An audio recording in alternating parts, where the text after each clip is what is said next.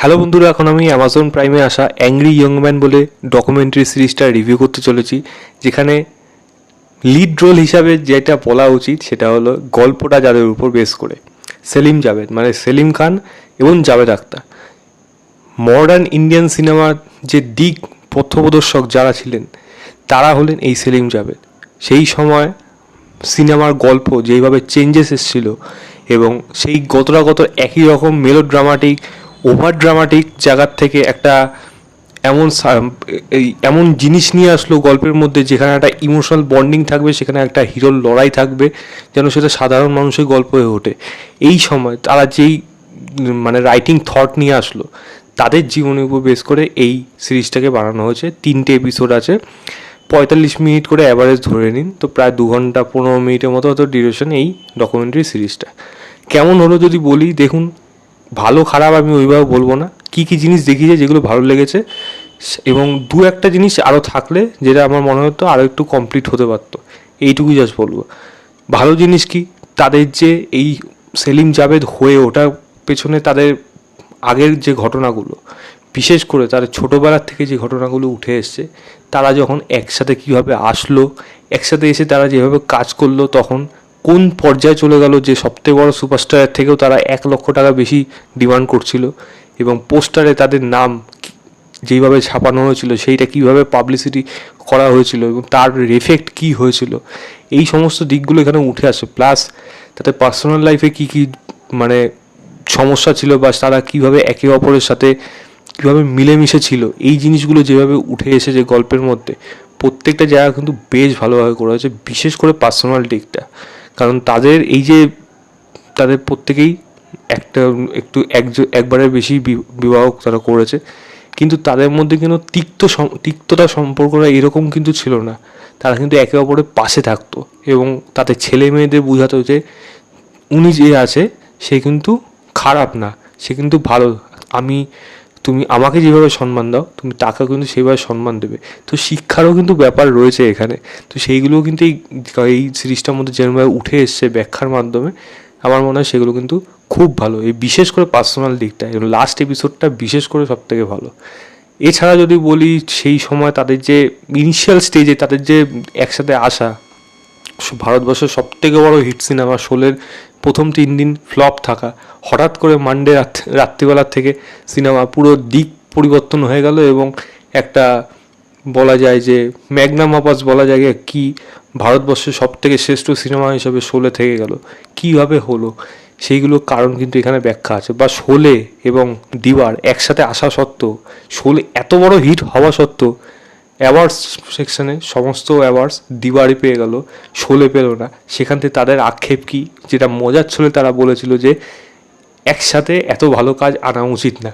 তো এটা মজার ছলে বললেও কিন্তু কী সেখানে কীভাবে আলাদা আলাদা হয়েছিল, কারণ শোলের ইমোশনের থেকে মাদার সেন্টিমেন্টের দিওয়ার ইমোশন অনেক বেশি ওয়ার্ক করতো এবং এই একই জিনিস বারবার রিপিট হতে থাকতো এবং তাদের কাজের মধ্যেও থাকতো, এবং তাদের কাছ থেকে ইন্সপিরেশন নিয়ে অন্যান্যরা যেই কাজগুলো করতো সেখানেও তাদের এই মাদার সেন্টিমেন্টটা থাকতে পারতো, যেটা আজও হয়ে চলেছে এবং সেটা বরাবরই বলতে থাকবে। এবং সেটা কিন্তু বলা যায় যে জনক বা যেখান থেকে তাদের উৎপত্তি, তারাই কিন্তু এই সেলিম জাভেদ, যাদের লেখার মাধ্যম দিয়ে এই মায়ের সেন্টিমেন্টটা কিন্তু বিশেষ করে সিনেমাতে উঠে এসেছে এবং সিনেমা জগতে একটা আলাদা দিক খুলে দিয়েছে। তো আমি বলবো এগুলো কিন্তু বেশ ভালো। প্লাস শানের মতো সিনেমা যখন ওয়ার্ক করছে না সেরকমভাবে, ডন হঠাৎ করে এরকম চলতে শুরু করলো, তার সঙ্গে ত্রিশূল একই সাথে চলতে শুরু করলো, একটা সময় তাদের মধ্যে এত হিট হওয়া সত্ত্বেও তাদের মানে তাদের লিমিটেশন বা তাদের বলা যায় তাদের যে চিন্তা ভাবনাটা, সেটা মনে হচ্ছিলো তাদের নিজেকে যে নিজেরাই হয়তো সর্বশ্রেষ্ঠ, তাদের কাছে তারা যা দেবে সেটা পাবলিক নিয়ে নেবে। একটা সময় সেটা ব্যাকফায়ার করলো, সিনেমা ফ্লপ হয়ে গেল, সেখান থেকে তাদের বিচ্ছেদ হয়ে গেল। কীভাবে হলো এবং এই বিচ্ছেদ হওয়ার পেছনে তারা একে অপরের প্রতি কি আঙ্গুল করেছিল, না একে অপরের প্রতি একটা মানে প্রফেশনাল লেভেলে এসে একটা সম্মানজনক একটা দিক রেখেছিল, নাকি তারা সেটা আজ অবধি সেটা বলতে দেয়নি কেন, সেই জিনিসগুলো যে এখানে উঠে আসছে সেগুলো কিন্তু শুনতে বেশ ভালো লাগবে। আমার মনে হয় এখানে অনেক গল্প যেমন জানা আছে, অনেক গল্প অজানা আছে। প্রচুর artist, screen writer, director, actor, actress, তাদেরকে দিয়ে তাদের পার্সোনাল মানে তাদের ওয়াইফ, তাদের ছেলে মেয়ে প্রত্যেককে দিয়ে কিন্তু এখানে ইন্টারভিউ করানো হয়েছে। তো এখানে তাদের নিজস্ব মতবাদ বা নিজস্ব কী ধারণা সেইগুলো যেমন দেওয়া হয়েছে, প্লাস তাদের সময় যারা ছিল, যেমন রমেশ সিপ্পি এখনও বেঁচে আছে, তো তার কী ধারণা এখানে সেটা তারা বলেছে। ইয়াশ চোপড়া যখন বেঁচে ছিল তো ওই সময় ইয়াশ চোপড়া তাদের ব্যাপারে কী বলেছিল সেটা সে বলেছে। এরকমই আছে, প্লাস এরকমই অনেক ডিরেক্টরদের ব্যাপারে ইন্টারভিউ যেমন এখানে নেই, যেটা ওই সময় বিশেষ করে ডিরেক্টর ছিল যাদের সময় তারা একসাথে কাজ করেছিল। আমার মনে হয় সেইগুলো যদি থাকতো তাহলে হয়তো আরও অনেক বেশি তথ্য আমরা এই রাইটার ডুয়োদের কাছ থেকে পেতে পারতাম।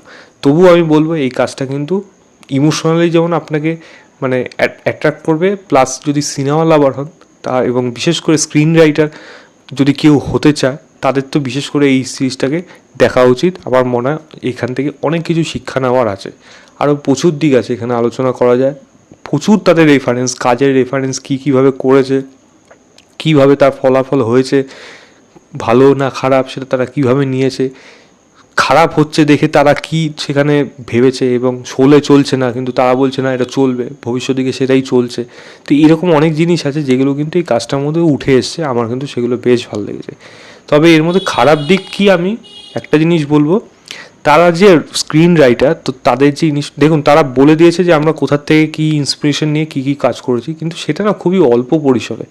এবং তাদের যে স্ক্রিন রাইটিংয়ের পেছনে যে তাদের যে থট, এটাও বলছে যে 75 এমার্জেন্সি ওই সময় অ্যাংরি ইয়াংম্যানের উৎপত্তি, তো মানে অমিতাভ বচ্চনের ক্যারেক্টারটা আসছে, তো সেখান থেকে মানুষের নিজের প্রতিবাদ করা একটা একটা একটা মাধ্যম বা একটা এরকম মানুষকে পাচ্ছে যাকে বিশ্বাস করছে। এরকমই তাদের যে অন্যান্য যে স্ক্রিন এই যে লেখার পেছনে তার যে থট, কোথার থেকে তাদের আইডিয়া আসছে এবং সেই লিখ থেকে তাদের কী কী ফেস করতে হচ্ছে, সেখান থেকে তারা কীভাবে ওভারকাম করছে, এই জিনিসগুলো না অত বেশি এই সিরিজটার মধ্যে উঠে আসেনি। আমার মনে হয় আরও একটা এপিসোড তারা রাখতে পারতো এবং এই জিনিসগুলো যদি দেখাতে পারতো তাহলে আমার মনে হয় অনেকটা বেশি বেটার হতে পারতো। কারণ একটা স্ক্রিন রাইটারের যারা নতুন নতুন শিখছে তাদের বিশেষ করে এই জিনিসগুলো কাজে লাগবে, কারণ এখনকার দিনে অল্প সময়ের মধ্যেই মানুষ মানে জিনিসটার উপর মানে উৎসাহটা হারিয়ে ফেলে, ধৈর্য শক্তি প্রচণ্ড কম, সেখানে তারা এমন সময় দিয়ে এসছে। তো আমার মনে হয় সেরকম যদি শিক্ষা বা বলা যায় সেরকম ব্যাপারে নলেজ যদি থাকতো বা ইনফরমেশন থাকতো এখানে দেওয়ার মতো, আমার মনে হয় সেটা অনেক বেশি ভালো হতো এই ডকু সিরিজটা বিশেষ করে।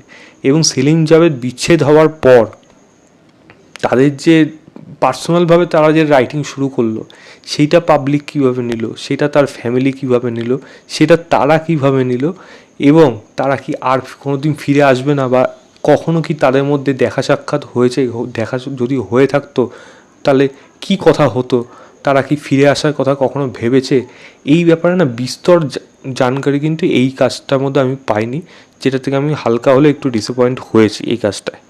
তবে এছাড়া সেরকম কোনো খারাপ দিক আমি বলবো না, আমি বলবো গিয়ে একবার দেখুন, নিজেরাই ডিসাইড করুন কীরকম লেগেছে। আমার কিন্তু পার্সোনালি ভালো লেগেছে, তবে এক্সপেকটেশন যেটুকু ছিল আমি পেয়েছি। আমার এক্সপেকটেশন আমি এই গল্পটা দেখতে গিয়ে মনে হয় আরও একটু বেশি দিলে হয়তো আরও বেশি বেটার হতে পারতো। তো এই ছিল আমার ওভারঅল রিভিউ অ্যাংরি ইয়াংম্যান বলে ডকুমেন্টারি সিরিজটা, যেটি অ্যামাজন প্রাইমে অ্যাভেলেবেল আছে। আপনারা দেখে অবশ্যই জানাবেন আপনাদের কেমন লাগলো। ভিডিওটা ভালো লাগলে লাইক, শেয়ার এবং চ্যানেলটাকে অবশ্যই সাবস্ক্রাইব করে দেবেন। বাই।